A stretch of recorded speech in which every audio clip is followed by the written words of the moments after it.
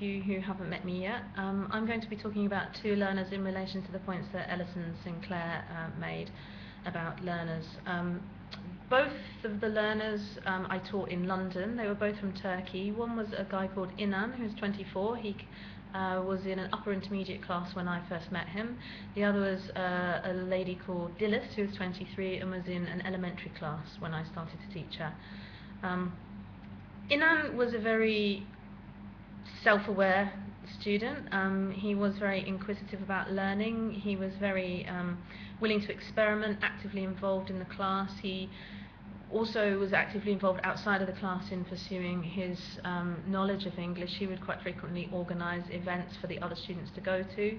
He would actively go and sit with as many non-Turkish speakers as he could. He would, take time to go to the library and talk to other non-speakers. He also had a job whilst he was in London, which helped him improve, working in a pub. So he sort of exposed himself as much to opportunities to learn, which may have contributed greatly to his fast rise. He sort of went from being zero level of English to upper intermediate within about 3 to 4 months. He also had strong motivational reasons for doing this. He had come to England, his journey had been paid for by his company, so that he could become a higher position back in Turkey. So he really wanted to achieve. Now, this is not to say that Dilys, the other learner that I worked with, didn't want to achieve. However, I think one thing that really held her back was that she had very, very set, firm beliefs about what a teacher should be and what a learner should be. And in that situation, she was really unwilling to experiment beyond that.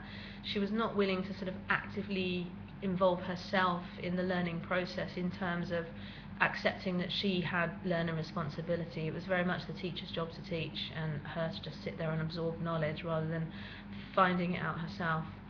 When she did attempt to go and pursue knowledge, it would tend to be for her, what were very futile pursuits. So things like she would go home and write long lists of vocabulary, but completely without context or any real meaning. So she would try and memorize these lists of language, but then was unable to construct a simple sentence to be able to put this vocabulary into. And she was also very unwilling to experiment with another way of learning the language, or to try a new way to absorb that information. So it was very, very difficult to kind of give her any kind of advice. She also became very easily frustrated, both in and outside of class, which also meant the other students started feeling very negatively towards her, and so she became less and less actively involved in the class, unfortunately, and her learning wasn't very successful as a result.